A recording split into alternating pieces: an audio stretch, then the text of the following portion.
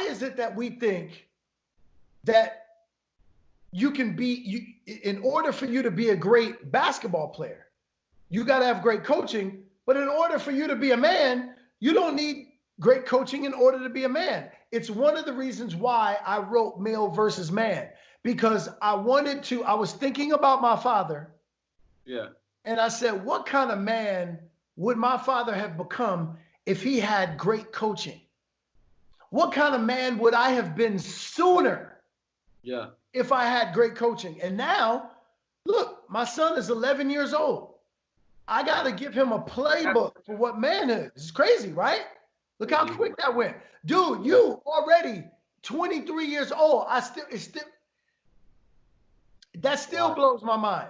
So for me, I wanted to be able to even gift you, like, where those moments where you're sitting in your own home now. Yeah. You're going, man, something doesn't feel right. Pull that book out and go, whoa. Chapter 3, calm and chaos. Yeah, I got to be able to infuse calm into my environment rather than produce chaos, right? Those things where that becomes the playbook, right? Yeah. So this is the coaching that we're talking about, because if I had had that when I was your age at 23, I would have come into my manhood much sooner. I've had conversations with so much further than men before you if you started earlier. Without a doubt.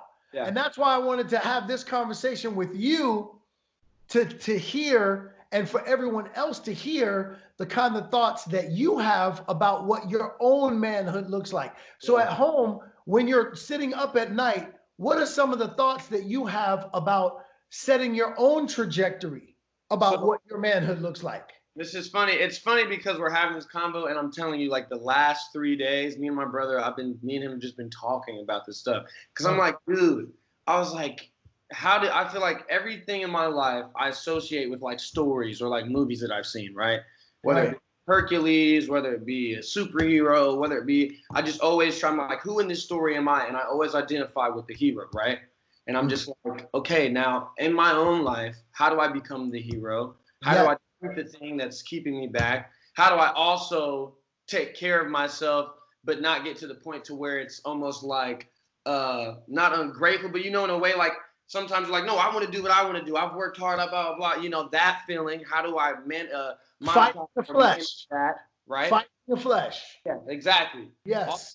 All of these things, like, so I was just talking, and I was like, but dude, I just don't want to fail. And he was like, dude, the good news is you're always trying to figure it out. It's like you're never stagnant. You're never just sitting there like you're always trying to be, how can I be a better version of myself? And again, I sit up and I'm like, yo, even in this pandemic thing, the government or whatever it is, I'm like, what is my position in it, and how am I if I am supposed to change it, just tell me, just give me guidance. I want to know the way, and I admit at times, sometimes I'm lazy, sometimes I don't feel like doing nothing, sometimes I overdo everything, and so it's just more so trying to find, like, something he said too that we were talking. He was like, now it's like it went from a point in time where you had a lot of time to where now every moment that you have needs to be intentional.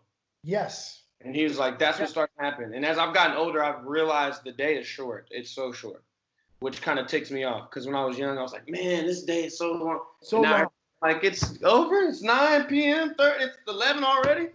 I'm like, I just woke up. Like, what's going on?